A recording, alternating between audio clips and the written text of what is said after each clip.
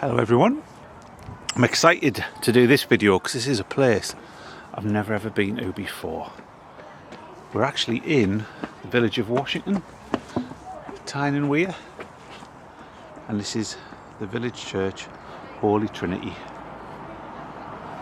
I've just been speaking to Terry and Mary, who are part of the church and who do a lot of work to keep this graveyard looking amazing.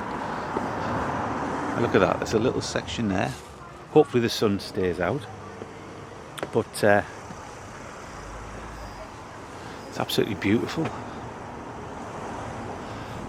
You can see why it's called the church on the hill.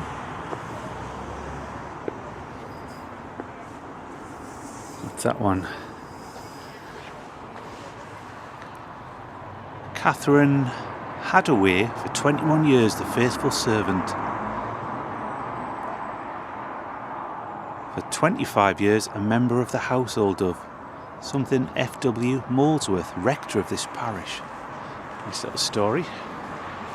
Now, with this church, you don't just go to church, you get the bonus thing of next door is Old Washington Hall, run by the National Trust. Absolutely massive, this church. I did get lost on the way getting to Washington. I only live about 6 miles away, but Washington's a new town. I think the Milton Keynes, so it's different areas, but this is the old village bit. It's absolutely beautiful. And here's the older section of the graveyard. Look at this, erected by Henry, I think that's Baron, in memory of his wife Mary Baron of Washington, who died 1798, aged 60 years, I think that is.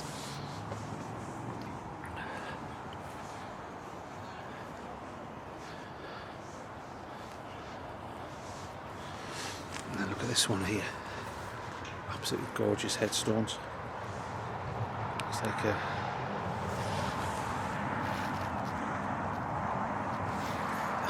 skull, memento mori.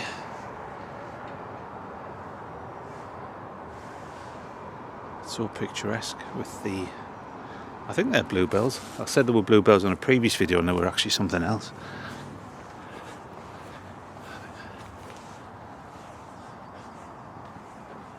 It's a millennium yew tree. Just going to go around this way. That's John Anderson, a cook of Felham, which is just a few miles away. But look at all these flowers down here.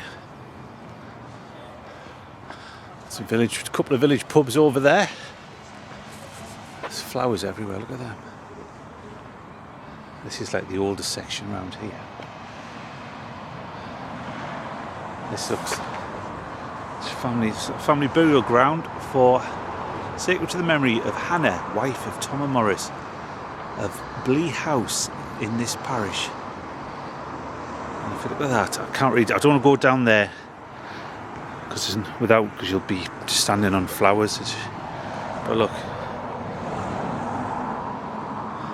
I don't think it's a vault, or is it? Or is there any entrance to it, or just actually? I think it must just be, it's above ground, built into the hillside there.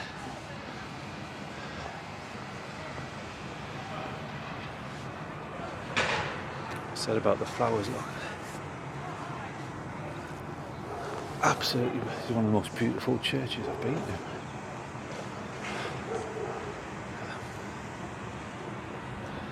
William Watson, a mason, son of William and Jane Watson. And yes, the sun's getting out. There is one I want to have a look at.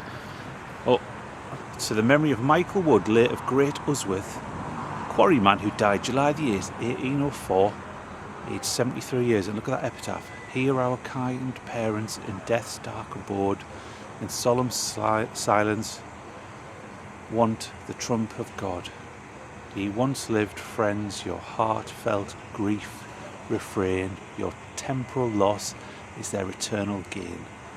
For they in joyful hope resigned their breath, and in their dying moments conquered death. Great epitaph, that.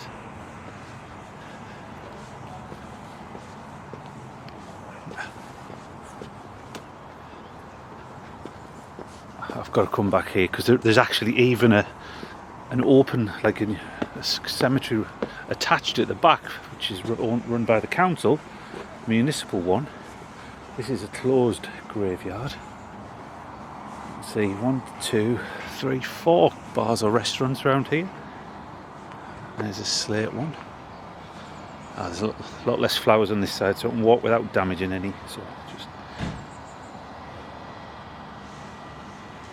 a little footpath through there. And that's John Wake of Washington. Weep not for me.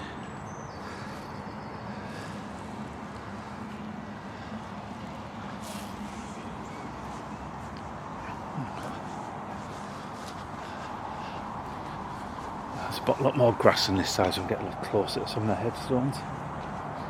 It's absolutely gorgeous.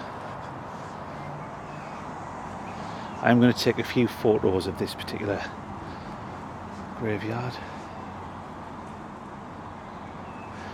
See Coxon. I had a good chat with Terry and Mary before I started the video. Give me a bit of information on the spot.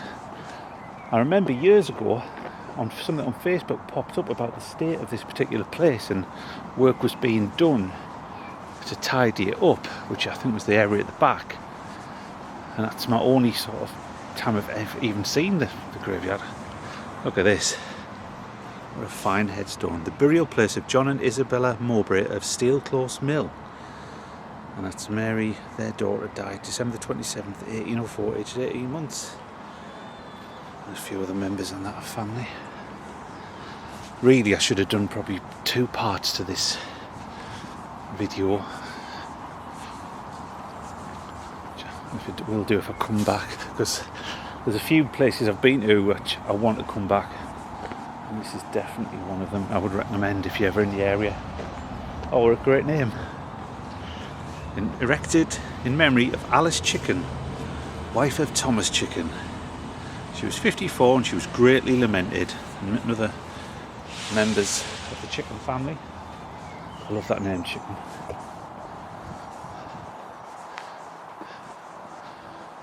I've got all this section here. And I'll give you a close-up of the hall. I think it was possibly owned by ancestors of George Washington way back. Or was that Hilton Castle? I can't remember. My memory's a bit foggy at the moment. That's George Charlton the good northern surname, for 40 years in the employment of the Washington Coal Company, by whom this stone is erected as a token of their appreciation of his faithful and valued services and of their esteem for his Christian character. Be ye therefore ready also, for the Son of Man cometh at an hour when ye think not. That's a bit of a memento mori. Have a little close-up of Washington Hall. Right. So a great headstone when I was down here before. Look at this. Also Fanny, their youngest daughter, and beloved wife of William Cundall of Crowell, who died January the 14th, 1881, aged 27 years. They were interred in Crowell Cemetery.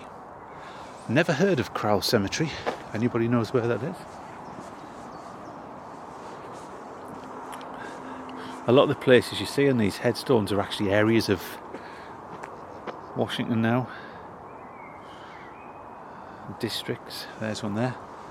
George Birkbeck Dickinson, eldest son of William and Mary Ann Dickinson of Washington, who lost his life at Washington Chemical Works by the fall of a crane, September 14th, 1872. Just 17 years and 4 months.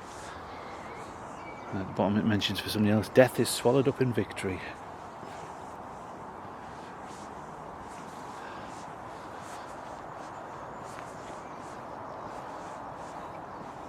Oh, this looks a beautiful headstone. Look at that. William, be careful, don't stand on anything. William the Ormond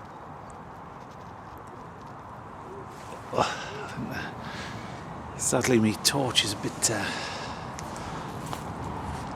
flat. I think it's not very bright today. Now we've got this area full of flowers here. I believe this was the area which was sort of overgrown. I've got this section here next to the road. After I've done this video, I'm going to have a walk around the new cemetery just to see if there's any Edwin Smythe. Look at this. This is the Holy Trinity Old Churchyard. What a great job they've done. If all churchyards could be like this. Just shows you what people can do. Memory of Francis Jane Favell, interred at Ellswick Cemetery. That's over Newcastle on Tyne. Look at this, we've got a little walkway through. I've seen some squirrels, and then we've also got the bird feeders up there.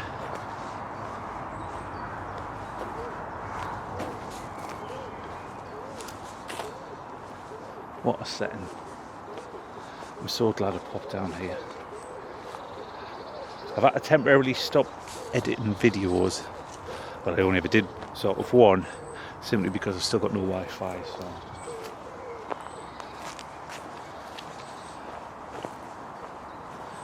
Oh, and there's a little robin watching me. I don't know if you can see it just over there. That's a robin. When robins in, what is it? When robins in the loved ones, dear, something along those lines. It's like a little nature trail down here. That's Edward George Archbold, the beloved son of Edward and Eleanor Archbold of Washington, but also 4 children who died in infancy. Of such is the kingdom of heaven. I think Archbold's a variation of Archbold, Scottish name, possibly. Members of the Lawton family.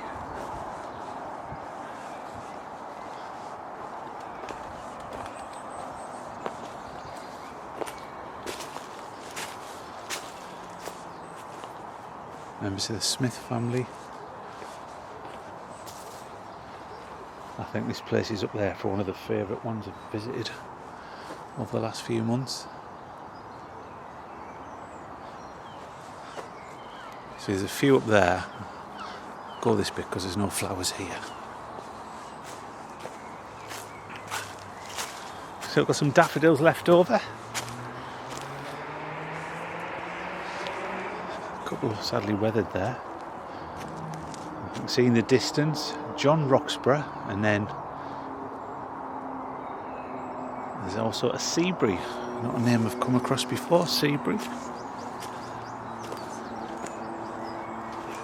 Members of the Gibson family.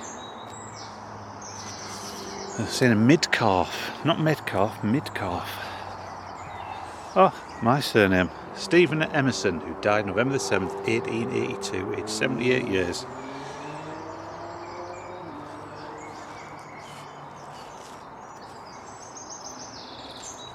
We can't be that far from the Washington Galleries here.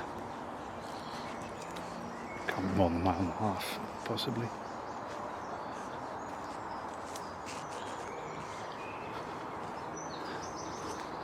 Walk around this bottom because there's a few headstones down here.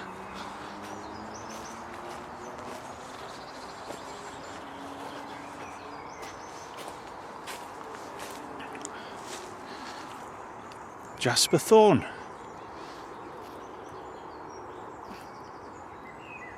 And also William Jasper, dearly beloved son of Joseph and Ada Marley, and grandson of the above, who died of wounds received in France, 9th of June 1918, just 19 years.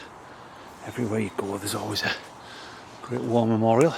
Oh, I never saw that one. William Weatherald. And then we've got this one here. Also James Weatherly, son of the above, who died June the 10th, 1884, aged 20 years. And also James Weatherly, husband of the above, who was interred at Gateshead Cemetery.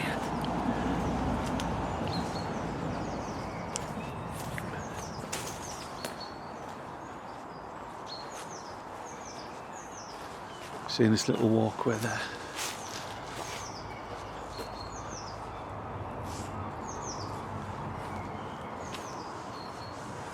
we've got a last few over here we'll have a look at.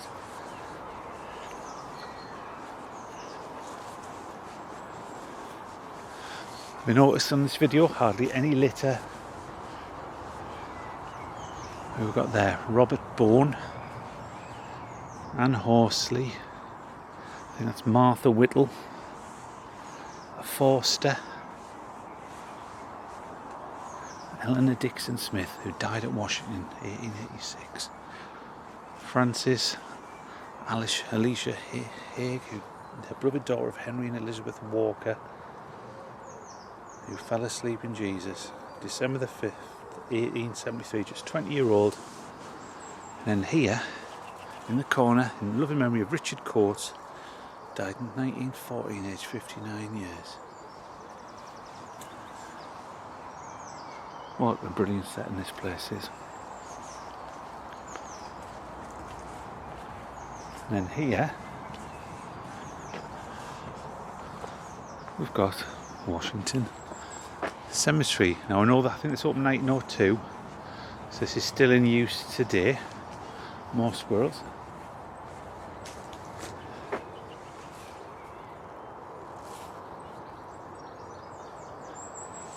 So there's still a few old headstones from like the early 1900s and more recent ones. There's probably some Commonwealth grave ones up there. You can see some of the distance. Oh, and the guns around here as well.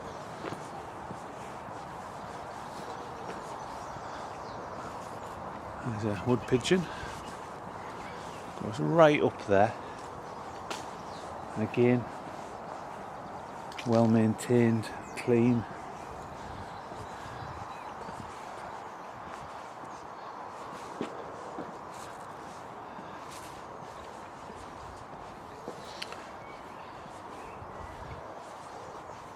Right, I'm going to bring this video to a close. I just want to thank anybody if you've watched this. Also, if you'd like to, if you want to click on the subscribe, help grow the channel, or give it a like. So this video was Holy Trinity Church in Washington Village, the church on the hill, and we just had a very brief look at Washington Cemetery itself, which is the current one. So thank you very much for watching. I will see you next time.